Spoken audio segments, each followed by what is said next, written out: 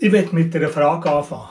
Und zwar habe ich mir überlegt, was könnte das Wichtigste sein, was Gott uns Christen, uns Gläubigen gegeben hat, damit wir unser Leben, damit wir unseren Alltag hier auf der Erde erfolgreich und siegreich bestreiten können. Damit wir Gott erleben. Damit wir in die Freiheit hineinkommen, die Jesus für uns erwirkt hat. Und damit unser Leben Ausstrahlung hat in die Welt hinein. Was könnte etwas vom Wichtigsten sein, was Gott uns gegeben hat? Ich habe mir überlegt, das ist doch die Bibel, das Wort Gottes. Ein Vers daraus raus, Psalm 119, 105. Dein Wort ist meines Fußes Leuchte und ein Licht auf meinem Wege. Also das Wort Gottes beleuchtet unseren Weg, damit wir wissen, wo wir durch sollen gehen. Es ist ein Licht, das die Umgebung erhält, damit wir erkennen, wo wir sind und wo wir hergehen. Das Wort Gottes. Und darum denke ich, ist etwas vom Wichtigsten. Es gibt noch ganz viele andere wunderbare Stellen. Aber mal so weit. Und dann habe ich mir überlegt, was genau ist denn das Wort Gottes? Ist es einfach ein Buch mit 1200 Seiten, mit 900 ungerade Kapitel? Oder was genau ist die Bibel? Was genau ist das Wort Gottes? Ist es einfach ein Buch? Mit vielen Buchstaben und Wörtern drin? Oder was ist es? Was zeichnet die Bibel aus? Und die Bibel sagt selber, dass sie inspiriert worden ist vom Heiligen Geist. Dass sie inspiriert worden ist. Und in Johannes 1, Vers 1 steht, im Anfang war das Wort und das Wort war bei Gott und das Wort war Gott. Also das Wort Gottes ist Gott. Und in Johannes 1, 14 steht, und das Wort ward Fleisch und wohnte unter uns und wir schauten seine Herrlichkeit, eine Herrlichkeit, wie sie der einzige Sohn von seinem Vater hat, voll Gnade und Wahrheit. Also das Wort ist Gott. Lesen wir im ersten Vers, so im Vers 14. Und das Wort ist Fleisch geworden und hat unter uns gelebt, unter uns Menschen. Das ist Jesus. Das ist Jesus. Also das Wort Gottes ist Jesus. Da sehen wir also ganz klar die Wichtigkeit vom Wort Gottes. Dass es elementar wichtig ist für unser Leben mit Gott. Und ich möchte euch kurz erzählen, wie ich das erlebt habe. Wie mir das Wort Gottes wichtig ist in meinem Leben. Was ich mit dem Wort Gottes erlebt habe und wie ich es mit dem Wort Gottes erlebt habe. Und was das Wort Gottes in meinem Leben bewirkt hat. Ich war früher drogensüchtig, ich war heroinabhängig, ich war kriminell, habe Raubüberfälle gemacht, habe gestohlen und betrogen. Alles, damit ich irgendwie zu Geld komme, für meine Sucht zu finanzieren. Und aus diesem Grund bin ich auch ein paar Mal im Gefängnis gewesen. Und irgendwann habe ich gedacht, wenn ich so einen Überfall oder sonst so etwas mache, wird man immer verwutscht. Und dann habe ich angefangen, Heroin aus dem Ausland in die Schweiz hineinzuschmuggeln. Und ich meinte, das sei jetzt ein Weg, wo sie mich nicht immer verwutschen. Aber auch das ist nicht lange gut gegangen. Die Polizei hat mich wieder verhaftet. Ich war wieder in U-Haft. Und das Mal habe ich gewusst, jetzt gibt es eine richtig lange Gefängnisstrafe. Und darum habe ich einen Therapieplatz gesucht. Und weil dann gerade nie ein freier Platz war, ausser in einer christlichen Therapiestation, bin ich halt in einer christlichen Therapiestation. Obschon ich absolut gar nichts eigentlich vom Christentum erwartet habe und das Christentum eigentlich verachtet habe. Aber weil es nie einen Platz gab, habe ich gedacht, okay, probiere ich es dort mal.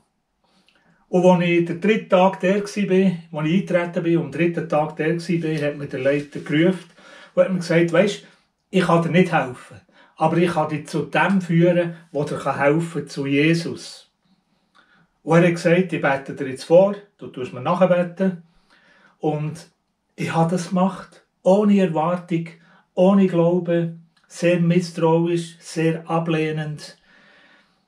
Aber nach dem Gebet hatte ich in mir so einen tiefen Frieden gehabt.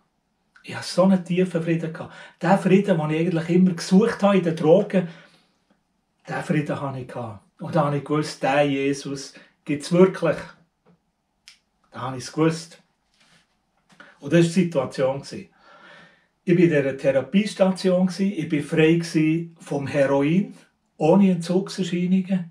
Ich war auch frei vom Rauchen, ich habe 3 Päckchen Marlboro geraucht pro Tag. Ich war frei ohne Entzugserscheinungen, weder vom Heroin, was ich ja früher x-mal im Gefängnis erlebt habe, und dass ich nicht mehr rauche, hat mich auch nicht geplagt, hat mich nicht gestört. Ich war frei von dem. Aber die Gründe, die mich in die Drogen hineingetrieben haben, die waren immer noch da. Minderwertigkeit, Menschenfurcht, Selbsthass, Ablehnung von mir selber, Zwänge, Unfreiheiten etc. Das war alles noch da. Unter dem habe ich immer noch gelitten. Und es wäre eine Frage der Zeit gewesen, bis ich wieder Drogen genommen habe. Und da habe ich eines Tages in meiner stillen Zeit in der Bibel die folgenden Vers gelesen. Das steht in Johannes 8, 31 und 32, wo Jesus gesagt hat. Da steht: Wenn ihr in meinem Worte bleibt, seid ihr in Wahrheit meine Jünger, und ihr werdet die Wahrheit erkennen, und die Wahrheit wird euch frei machen. Und die Wahrheit wird euch frei machen. Das ist das, was ich wollte. Frei werden von diesen Zwängen, frei werden von diesen Unfreiheiten, von Ängsten, von Menschenfurcht, frei von mir selber, von dem Selbsthass. Diese Freiheit, die habe ich wollen. Die habe ich gebraucht. Und das habe ich gelesen. Und diese Aussage von Jesus, die hat mein Leben verändert. Diese Aussage von Jesus, die hat mein Leben verändert. Nicht schlagartig, aber nach und nach. Wenn ihr in meinem Worte bleibt, seid ihr in Wahrheit meine Jünger, sagt er da. Und das habe ich mittlerweile wollen. Ich wollte ein Jünger Jesu werden, weil ich ihn erlebt habe. Und dann sagt er, und ihr werdet die Wahrheit erkennen. Also wenn ich bleibe im Wort, werde ich die Wahrheit erkennen. Wenn ich einfach so die Bibel durchschnurze, Kapitel um Kapitel durchlese, kann es sein, dass ich die Wahrheit überlese und sie gar nicht wirklich erkenne. Und dann sagt Jesus, und diese Wahrheit, wenn ich sie erkenne, wird mich frei machen. Das ist das, was ich wollte. Diese Freiheit habe ich gebraucht, zum Überleben, für drogenfrei zu sein, für frei zu werden von diesen Ursachen, die mich in Drogen getrieben haben. Jesus sagt, wenn ihr in meinem Worte bleibt, bleiben im Wort Gottes. Was bedeutet das konkret? Wie kann ich mir das vorstellen? Was heisst das? Wie macht man das?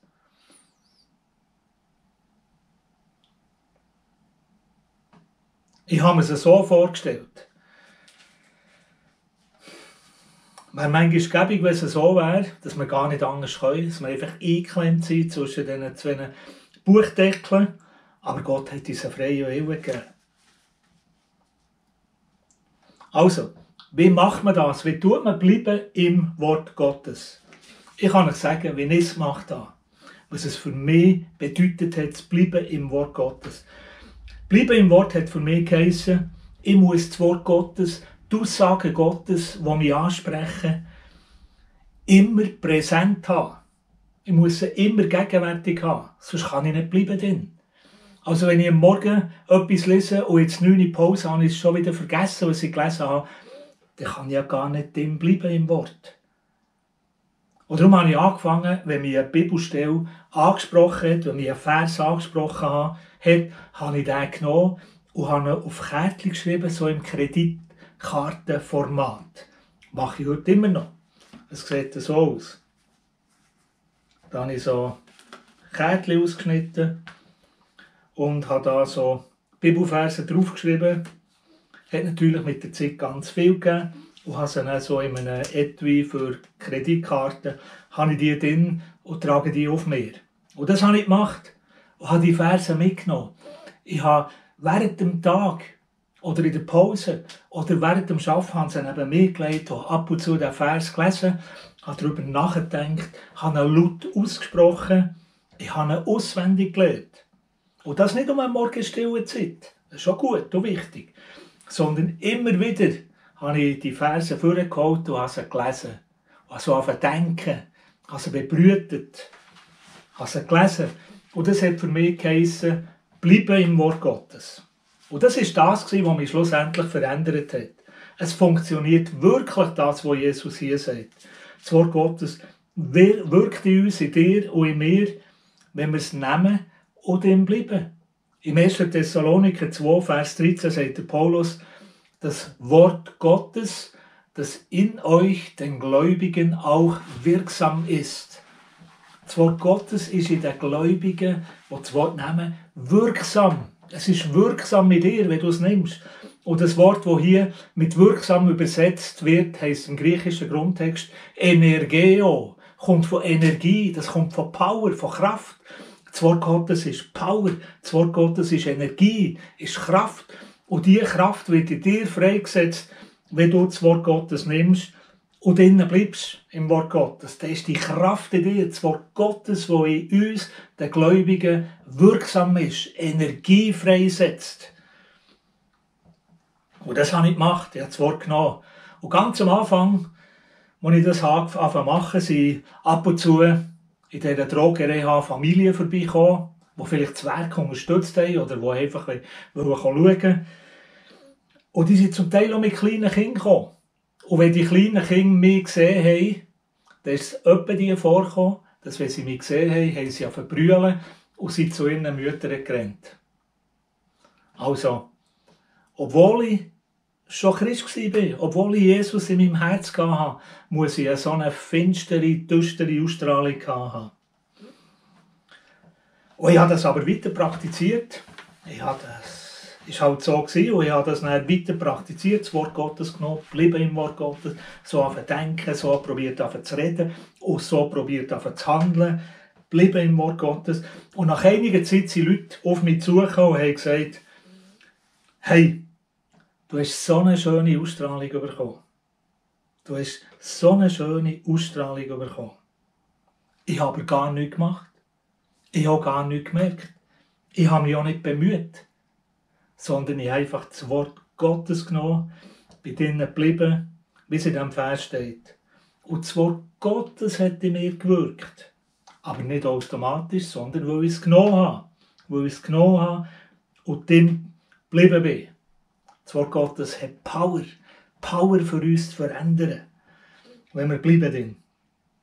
Und irgendwann habe ich dann selber gemerkt bei mir, dass ganz viele Unfreiheiten, Zwänge, Minderwertigkeit, Negatives und anderes einfach so von mir abgefallen sind.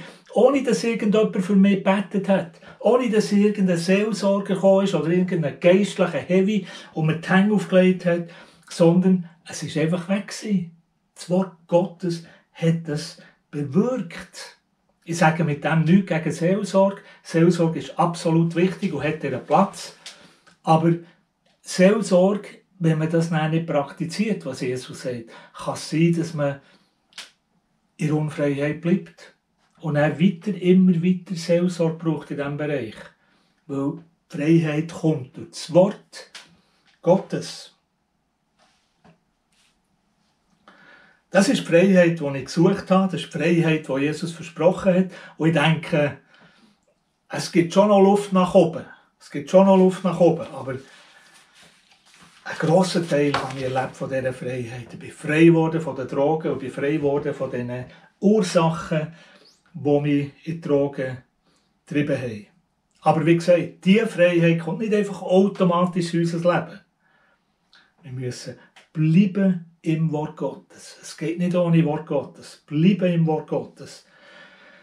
Und bleiben können wir also nur, wenn wir gesehen haben, wenn wir das Wort Gottes lesen und die Stellen, wo ich es anspreche, wenn wir vielleicht das Rema von Gott bekommen, ein persönliches Wort Gottes, dass wir das nehmen, darüber nachdenken, dass wir das bebrüten, vielleicht aufschreiben, auswendig lernen, so viel denken, so viel reden und idealerweise so viel handeln. Sonst vergessen wir wieder. Und das Wort bleibt wirkungslos, kann seine Kraft in dir nicht freisetzen.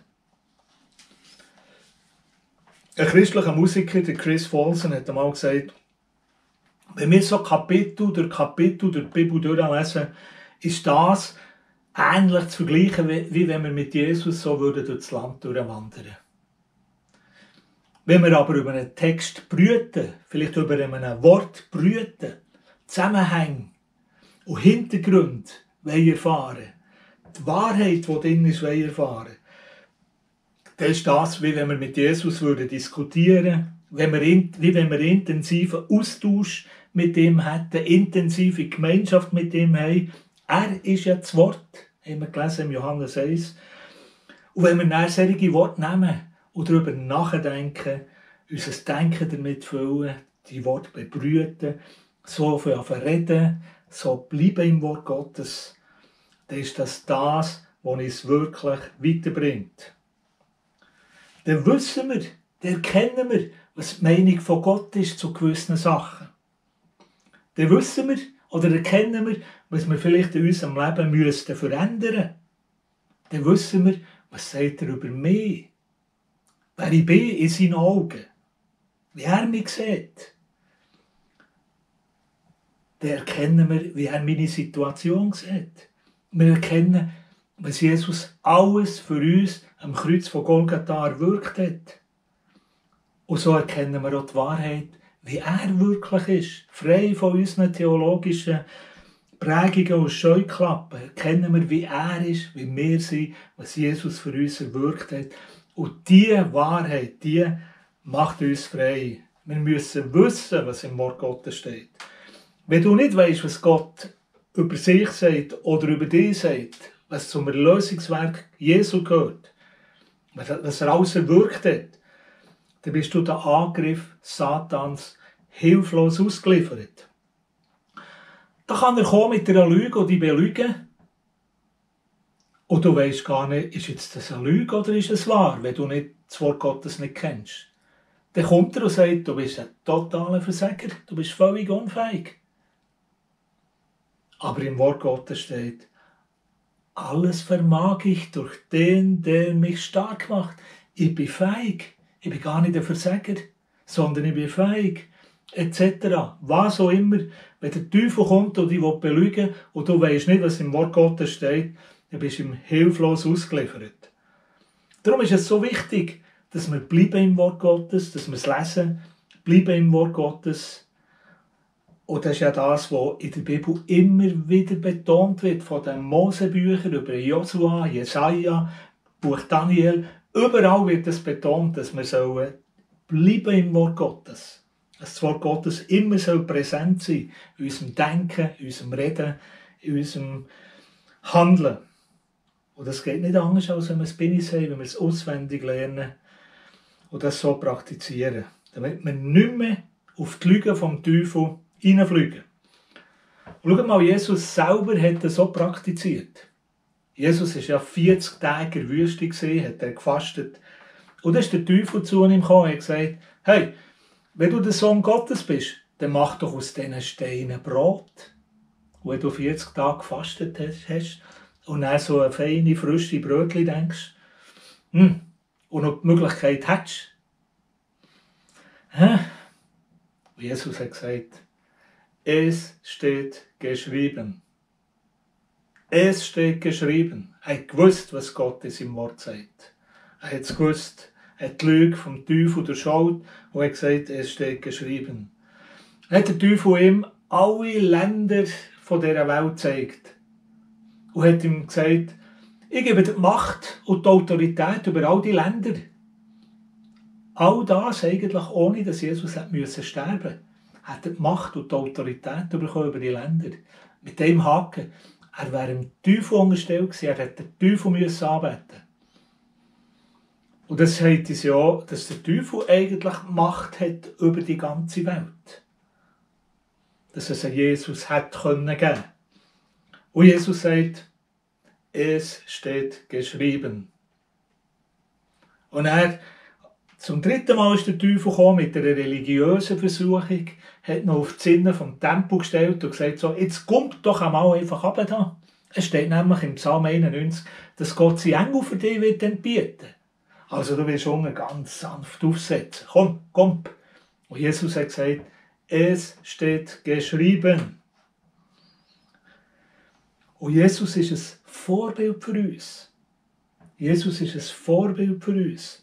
Und wenn wir schauen, Jesus hat nachher mehr Kraft gehabt, als er das praktiziert hat. Steht, als er dann zurückgekommen ist, ist er in der Kraft vom Heiligen Geist gekommen. Und so, wie Jesus mit dem Wort umgegangen ist, so auch wir mit dem Wort umgehen. Das Wort soll nicht nur am Morgen, wenn wir in der Bibel lesen, falls wir das überhaupt machen, kurz in unseren Gedanken sein, sondern es sollte immer präsent sein. Der Tag durch sollte immer das Wort Gottes präsent sein.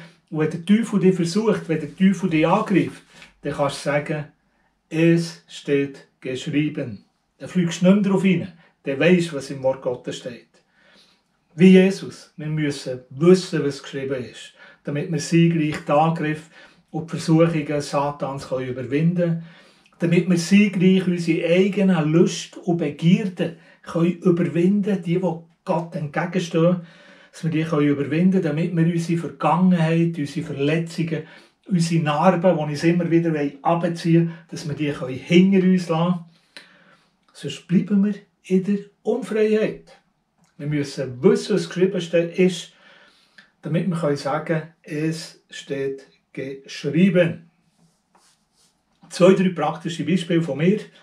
Ich war ein Mensch, der sehr, sehr viel Menschenfurcht hatte. Ich war plaget von Menschenfurcht. Das war einer der Hauptgründe, die mich Drogen getrieben haben.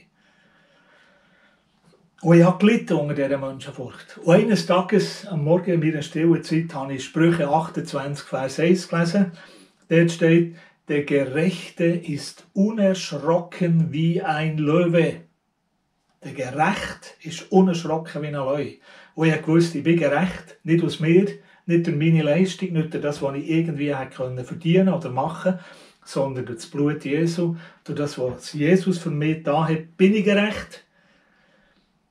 Und wenn ich gerecht bin, dann steht es da, Sprüche 28,1, dann bin ich unerschrocken wie ein Löwe. Halleluja, ich bin unerschrocken wie ein Löwe. Ich habe so angefangen zu denken, ich habe einen Poster mit einem Löwe in meinem Büro aufgehängt, hängt seit Jahren in meinem Büro. Der Gerechte ist unerschrocken wie ein Löwe. Ich habe so angefangen zu denken, ich habe so angefangen zu reden und ich habe so angefangen zu handeln. Ich habe so angefangen zu handeln, hat Überwindung gebraucht, hat Mut gebraucht. Aber das ist der Weg in die Freiheit, das Wort Gottes. Ein anderes Beispiel. Ich habe jahrelang Gitarre gespielt, im Lobpreis Gitarre gespielt, ich habe Lobpreis geleitet und ich habe kein einziges Lied auswendig können. Die Leute sind gekommen und haben gesagt, warum brauchst du immer die Noten, du spielst doch so viel. Dann habe ich gesagt, weisst, ich bin ein ehemaliger Fixer und ich habe ein Hirn wie ein Löchersieb, ein Fixerhirn. Ich kann mir nichts behalten. Das habe ich immer gesagt. Und ich hatte das gehabt, was ich gesagt habe, was ich gedacht habe und geredet habe. Bis ich eines Tages im Korintherbrief gelesen habe, wir aber haben den Verstand Christi. Und zum Verstand gehört ja auch das Gedächtnis. Und dann habe ich gedacht, okay, wenn ich auch den Verstand Christi habe, das gilt ja mir, was hier steht, dann habe ich doch ein gutes Gedächtnis. Ich habe den Verstand Christi. Ich habe das Gedächtnis Christi von Jesus. Und dann habe ich den Vers genommen. Ich bin geblieben in diesem Vers, habe darüber nachgedacht, habe das bebrütet. Ich habe so reden. Ich habe ein gutes Gedächtnis. Ich habe das Gedächtnis Christi. Ich habe den Verstand Christi. Halleluja. Und irgendwann war es so, dass ich ganze Lobpreis-Sessions geleitet habe, ohne irgendeine Note zu brauchen. Ich hatte die Noten gar nicht bei mir gehabt. Ich habe sie nicht gebraucht. Das Wort Gottes wirkt, wenn wir es nehmen. Es setzt Energie frei, es hat Energie für uns zu verändern. Oder du denkst vielleicht, ich bin unfähig, ich bin unbrauchbar, ich bin ein Versager, ich habe 2 linke Hände. Die Stelle haben wir schon gesehen, Philipper 4,13. Alles vermag ich durch den, der mich stark macht. Alles. Ich kann alles. Alles. Alles ist alles. Ohne Einschränkungen. Oder du denkst vielleicht, ich bin wertlos, ich bin ungeliebt, ich bin ungewollt. abgelehnt. Und es gibt so viele Stellen in der Bibel. Es gibt so viele Stellen in der Bibel, wo Gott sagt, du bist geliebt, du bist wertvoll, du bist gewollt, sogar wenn deine Eltern dich vielleicht gar nicht wollen. Er hätte dich wollen. Deine Eltern haben gar keine Chance gehabt, weil er hätte dich wollen. Darum bist du da. Es gibt so viele Stellen, wo er sagt, du bist geliebt, du bist wertvoll, du bist angenommen, du bist ein Wohlgeruch Christi. Nimm solche Stellen, die in deine persönliche Situation hineinreden und er bleib dabei. Bleib dabei. Bleib bei diesem Wort. Fang so an zu denken, fang so an zu reden und fang so an zu handeln. Nicht aus deiner Kraft, nicht aus deiner Energie kannst du dich verändern, sondern das Wort bewirkt sie dir. Und mit dem werden wir auch den Teufel überwinden. Seine Lügengedanken, die immer wieder kommen. Mit dem kannst du auch deine Vergangenheit überwinden. Wollen wir das? Wollen wir das praktizieren? Nicht nur es gut finden und es bejahen. Wollen wir das Wort Gottes so nehmen, auswendig lernen, so anfangen zu denken und so anfangen zu reden in Übereinstimmung mit dem Wort Gottes? Wenn wir jetzt sagen, ja, aber das ist jetzt schon ein bisschen wohl extrem. Ja, das ist mir jetzt schon ein bisschen zu viel. Wenn wir es nicht machen, dann müssen wir uns letztlich auch nicht fragen, warum erlebe ich die Freiheit nicht? Warum erlebe ich nicht mehr Gebetserhörungen? Warum verändert sich nichts in meinem Leben? Warum gehen die Verheißungen, die ich doch einmal bekommen habe, nicht in Erfüllung? Gibt es die Freiheit überhaupt? Gibt es das überhaupt? Vielleicht erleben wir schon punktuell mal Sachen, aber nicht in dem Ausmaß, wie es Gott für dich und für mich vorbereitet hat. Vielleicht sagst du schon, ja, warum habe ich einfach keinen Glauben? Ich habe einfach keinen Glauben. Es geht nicht, ich habe keinen Glauben. Und ein erwünschter Nebeneffekt, wenn wir das machen, wenn wir das Wort Gottes so nehmen und drin bleiben, so viel auf denken, so viel auf reden, das Wort auswendig lernen, dann redest du ja. Du redest ja laut. Und dann hörst du dich. Dann hörst du, was du redest. Und das Wort Gottes sagt im Römer 10, Vers 17, im Grundtext, im griechischen Grundtext steht, also kommt der Glaube aus dem Gehörten. Also kommt der Glaube aus dem Gehörten. Immer positiv wie negativ. Was du hörst, das glaubst du. Was du hörst, das prägt dich, das glaubst du. Also kommt der Glaube aus dem Gehörten. Und jetzt für den biblischen Glauben, das Gehörte aber aus dem Wort Christi, aus dem Wort Gottes. Der Glaube kommt aus dem, was du hörst. Und wenn du das Wort Gottes hörst, das du aussprichst, dann kommt der biblische Glaube, der Glaube, der Berge versetzen kann in deinem Leben, der die Freiheit hineinführen kann, weil die Bollwerke und Festungen, die vielleicht noch in dir sind und die hindern, in die Freiheit zu kommen, kann er versetzen und zerstören. Also die Frage ist, was für Wort denkst du? Was für Wort hörst du? Was für Wort redest du? Entsprechend wird die Glaube sein. Entsprechend wirst du haben oder leer ausgehen. Darum sagt die Bibel immer wieder, bleib im Wort Gottes. Bleib im Wort Gottes. Sinn darüber nachher. Bleib dabei. Fang so an zu reden. Fang so an zu handeln. Das ist der Weg in deine Freiheit. Und wenn wir das machen, wirst du die Wahrheit erkennen. Dann bist du in Wahrheit ein Jünger Jesu. Wirklich ein Jünger, ein wirklicher Jünger, eine wirkliche Jüngerin Jesu. Und du wirst die Wahrheit erkennen. Und die Wahrheit, wer du bist in den Augen Gottes, was du hast, kannst und bist in den Augen Gottes, diese Wahrheit wird dich frei machen. Nicht, was deine Vergangenheit sagt, wer du bist, was du kannst und was du hast, sondern was Gott sagt, wer du bist, was du kannst und was du hast. Das ist die Wahrheit. Das ist die Wahrheit. Du wirst die Wahrheit über Gott erkennen. Wie er ist, der liebende Vater, der gütige Vater. Mit seinen Banden von der Liebe, die er dich zu sich ziehen will. Der Heilige Geist, die Helfer, die Beistand, die Tröster, wo immer bei dir ist, wo in dir innen wohnt.